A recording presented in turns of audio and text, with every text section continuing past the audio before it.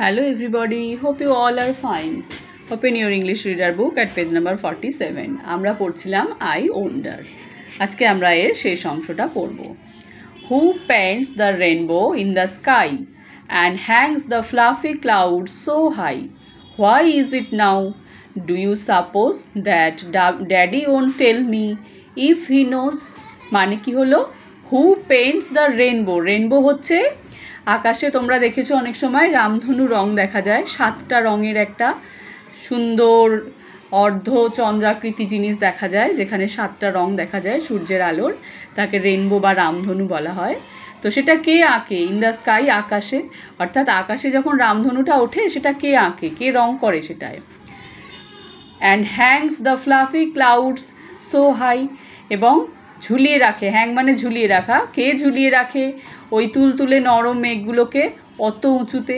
মেঘগুলো তো ফাঁপা ফাঁপা হয় হালকা তুলোর মতো, বলতে সেই নরম তুলতুলে মেঘগুলো অত উপরে কে ঝুলিয়ে রাখে? হোয়াই ইজ ইট নাও? এটা এখন কেন?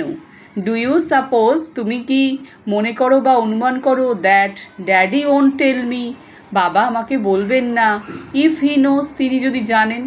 অর্থাৎ প্রকৃতির এই বিস্ময়কর জিনিসগুলো কেন হয়, কে করে, এগুলো বাবার যদি জানা থাকে তিনি আমাকে বলবেন না বলে তুমি মনে করো?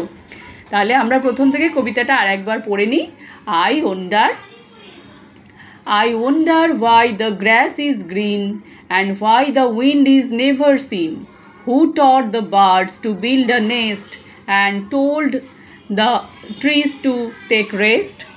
Oh, when the moon is not quite round, where can the missing bit be found? Who lights the stars when they blow out and makes the lighting flash about? Who paints the rainbow in the sky and hangs the fluffy clouds so high?